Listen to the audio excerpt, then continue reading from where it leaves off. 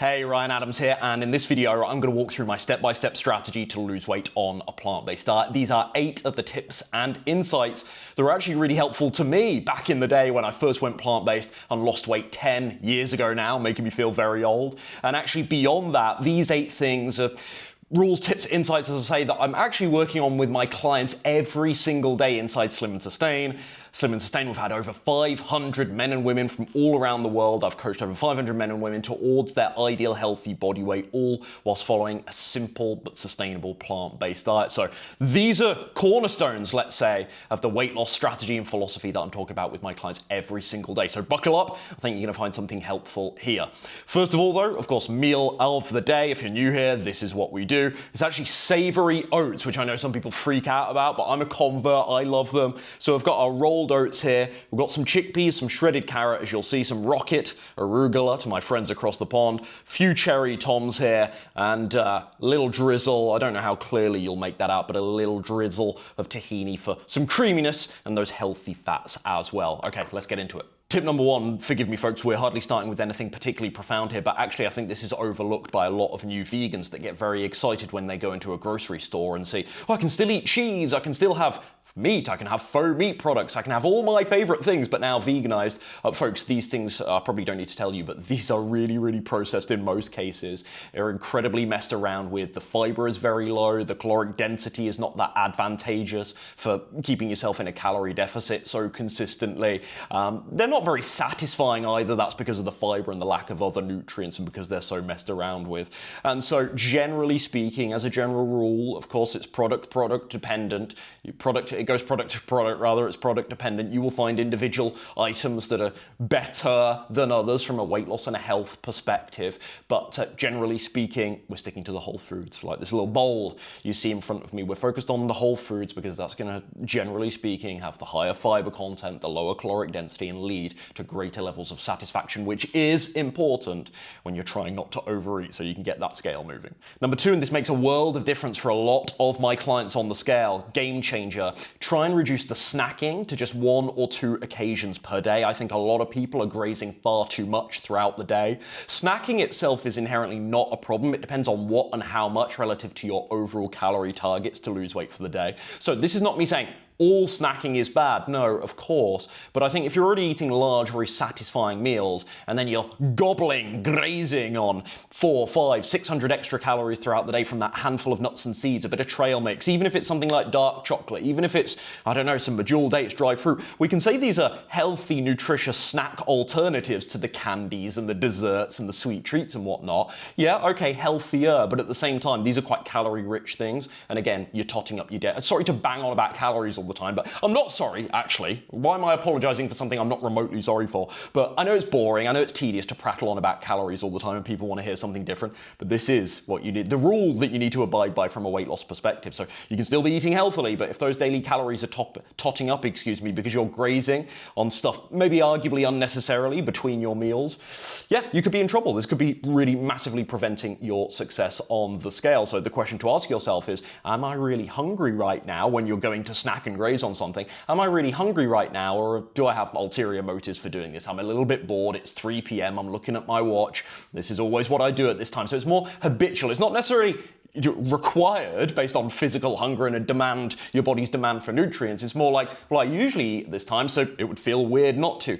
Watch out for that stuff. Number 3, I have to credit a lot of my initial weight loss, 25 pounds in the first 3 months or so after I switched to plant-based in 2015. I have to credit a lot of my progress in this time to these 2 foods that I found to be incredibly satisfying. And again, we see this in Slim and Sustain. These are 2 of the most popular foods in this program for hitting the spot and making my clients feel full and satisfied whilst losing weight. It's beans and potatoes. Beans and potatoes, mainstay in my diet. Potatoes, wonderful source of carbohydrate, amongst other things. But I think, caloric density wise, I think potatoes are actually, I love whole grains like rolled oats, of course, but potatoes I think are actually superior. They are advantageous from a weight loss perspective because their calorie density and then coupled with their satisfaction, the satisfaction most people experience when they eat, especially white potato, sweet potato too, but I would say especially white potato. Wow. cheat code for weight loss to eat potatoes, is one of your primary carbohydrate sources. Beans, again, good source of plant protein, a litany of other nutrients as well, the fiber content. Beans, I just feel so full for so long after I've eaten beans. And I've split tested this many times. I love tofu, I love my tempeh, but beans, oh my goodness, there's only so many of them I can eat before I'm like, oh, I'm so satisfied, I'm so full. They are a cheat code, again, for losing weight.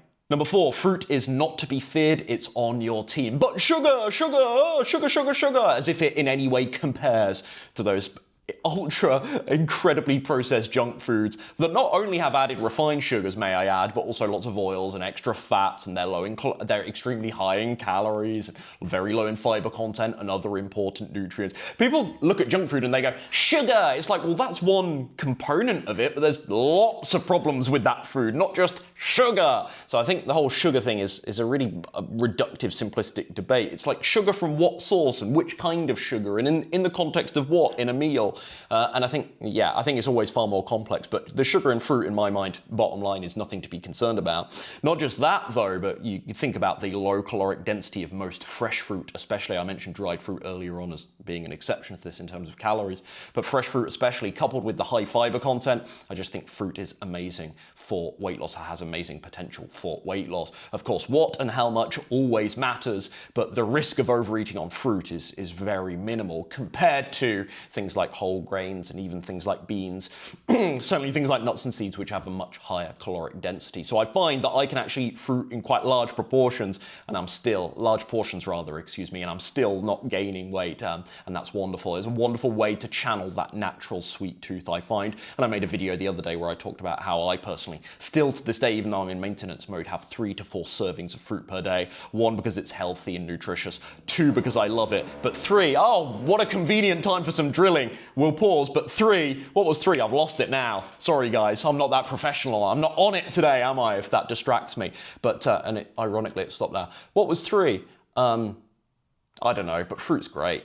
Number 5 probably doesn't need all too much explaining. Get rid of alcohol. It provides excess calories, of course, and often leads to poor food choices. I find that I get a little bit snacky for savory things once I've had some alcohol, so it's very, very easy for not just the alcohol itself to be dangerous and particularly toxic, but then also what's it going to encourage in terms of other food choices after. That's what I'm always concerned about. And so this is why when my clients sign up to Slim and Sustain, they do their intake form, this whole questionnaire where I get to know them a lot better. One of the questions is, how much alcohol do you drink? And I'll often have a conversation in my first coaching call with clients where I say, look, if you are a drinker of alcohol, what are we going to do about this? What's our game plan here? Are we going for abstinence? Are we going for reductionism? And there's a conversation around that. But I can't lie, guys, maybe it's slightly utopian for everyone, but the ideal here, is, alcohol is gone in a weight loss phase, certainly, and even in a maintenance phase, from a health perspective, we don't want to be encouraging too much of it. I'm very transparent that every now and again, maybe once a month, maybe an average. I mean, it comes in phases, so it's very hard for me to sort of approximate and quantify. Maybe once a month I have a couple of cocktails or 2 G&Ts maybe. It's very rare for me nowadays. After my student days, I'm like, no, don't want that anymore. Oh, makes me feel terrible. But alcohol, gone, really, ideally, from a weight loss perspective. Number 6, I've been doing this with clients for 4 years, and it's a brilliant way to limit the total calories in a meal to make it a very weight loss friendly meal, but at the same time still produce quite a generous portion size that lends to the client feeling really, really satisfied. And it's this: 30 to 40% of the lunches and dinners. I have a slightly different rule in my mind for breakfast, but 30 to 40% of my clients' lunches or dinners are going to be based on, the volume of them is going to be based around vegetables. And I think this is really, really helpful. You may be familiar with the 50-50 plate methodology. I have many criticisms of what I think is a very broad and vague diet methodology like the 50-50 plate. I don't like it. And one of them is, I think 50-50 is actually too extreme vegetable focus, believe it. I say too extreme, it sounds an odd thing to say about consuming vegetables, but rather because I feel that can actually promote quite an aggressive and needlessly aggressive calorie deficit if only 50% of the plate is things that aren't vegetables. And of course, there's questions then about what and how much, what's the other 50%, even what's the 50% of vegetables, which kind, because there's quite a stark caloric difference between spinach and bell peppers, for example, and so which kind of vegetables are we talking about? So that's why the 50-50 plate I find very vague as a model, but as a visual guide, I appreciate these these things are important to people. And so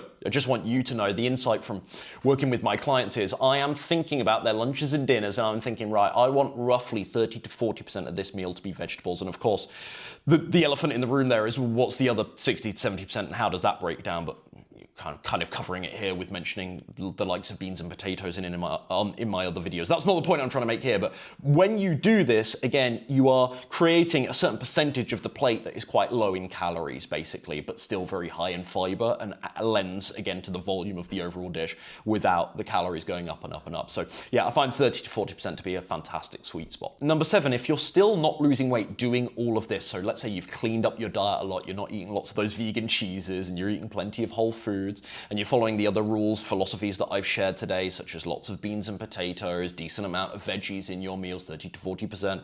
You're channeling those sweet cravings towards fruit. You're limiting the snacking, etc., etc. You're doing all of those things, and you've done them for a couple of weeks, and you notice, hey, I'm not really losing weight here, or certainly not losing weight that significantly. What do? You can start by reducing the consumption, not eliminating necessarily, but reducing your consumption of any very calorie-rich, plant foods. So you need to jump online. I've got videos where I cover this, so you can look at my resources, but you can jump online and look at calorie density. Just type in on Google, calorie density chart vegan foods, calorie density for whole plant foods, and you will find really nice, very concise models and tables that show you just how many calories are in the likes of, we mentioned dried fruit, but nut butters, nuts, seeds, oil, etc., versus maybe more of the things that are here on this plate. And you'll notice there's a stark difference in terms of the caloric density. Now, this is not to say that I do not eat nuts and seeds, that I do not eat dried fruit. There is tahini, for example, made from sesame seeds here on my little oatmeal bowl, which is just staring at me, guys. Can I have a round of applause for the discipline that I'm showing here, just filming this video, just bang, bang, bang, getting this video out to you guys without eating this. I can't wait to nail this when we're done in a couple of minutes time, to be honest with you. And then I'm off to the gym a little bit later on, but TMI. Did I just say TMI? Oh, that's a bit cringy, isn't it? TMI. I'm one of those guys now. I'll be TMI and FYI. Oh yeah, I'm one of those guys. Office jargon, modern day office speak, isn't it? Is it FYI? I think it is. I don't know about TMI. But anyway, this is far too much information now. But yeah, I'm not cutting these things out my diet, and some things like nuts and seeds are a wonderful source of healthy fat. Avocado, I forgot to mention avocado as well, has a relatively high caloric density compared to some of these things, not as much as nuts and seeds. But what you do realize is that foods have, this is not profound in the least, but this is actually quite enlightening to some of you that are fairly new, admittedly, to nutrition, not to speak patronizingly, but you do realize just how many calories are in a small amount of these things versus other foods. And you do start thinking, oh my goodness, okay, I need to make a readjustment to my diet here once you start learning about caloric density. So do your research on caloric density, but if you're not losing weight, despite eating a very clean, whole foods, plant-based diet, you're thinking, oh, I'm doing this plant-based thing, why am I not losing weight? You're simply eating too many calories. And those calories can be reduced or trimmed from anywhere in your diet, frankly, but you're gonna be looking at the biggest contributors. You wanna start looking at the biggest contributors, and bang for buck, pound for pound, you're gonna be looking at those things like nut butters, nut seeds, etc., any oils. Number 8, lastly, be patient. Weight loss works the same way for us vegan, plant-based types as it does the omnivore folks. Okay, there are different sort of rules and philosophies we might need to abide by, but generally speaking, this is gonna come down to a calorie issue. You need to be in a calorie deficit to lose weight. We could talk about the fiber content and the thermic effect of many whole plant foods and how that might change the calories in, calories out model ever so slightly around the boundaries, but generally speaking, you're going to find that weight loss is a calorie issue here, and that takes time. Calorie deficit plus repetition, it might take time. If you've got 15, 20 pounds to lose, you're not maybe gonna it's gonna maybe feel like a slow burner at times. You might be seeing the scale go down, but you might think, oh my goodness, I've still got so long to go. Don't rush it, guys. You don't need me to lecture you on this. You know where this goes. On Slim and Sustain, we've got a strong policy on no quick fixes, no shortcuts, nothing that leads to the more extreme crash and burn diets and whatnot. The stuff that promises absurdly fast weight loss, get ripped by your vacation, lose 10 pounds in 2 weeks. We know where these juice cleanses and detoxes and very extreme strategies go. No, we want a sensible calorie deficit that you can, and therefore it's far more sustainable because it is far more sensible and it's not promoting some absurdly, needlessly restrictive, very, very sort of starvation promoting, aggressive, extreme, severe calorie deficit approach. We know where all of this stuff goes. So I think point made on that one. Keep your head in the game, be patient, do not rush this process, and that's when you'll actually be able to stay on track, and be far more consistent than ever before, because you're not doing something that's really, really unsustainable. That's it, folks, and if this sounds like a good game plan to you, but admittedly it's a little bit overwhelming and you want some help with the implementation and you'd like to hire me as your personal coach to just cut through a lot of the guesswork and DIY and have me tell you exactly what and how much to eat so you can be in that sensible calorie deficit, but then, arguably more importantly, provide the close support, individualized care and attention, and extreme, no BS, straight to the point accountability to make sure you actually stick to your word this time and you stick to this process so you can ultimately lose a very sustainable and realistic 4 to 8 pounds every single month, eating simple but sustainable plant-based meals until you get to your ideal healthy body weight and actually learn this time about how to sustain it for life, because we're avoiding all those quick fixes and the extreme dieting strategies and we're thinking, right, no, I actually want a nutrition protocol here and an exercise plan that I can stick to for the rest of my life. If that all resonates with you, fill out the form at the link down below and I'll be in touch to tell you more about what it looks like to work together on my Slim and Sustain coaching program. Okay, see you in the next one. Take care.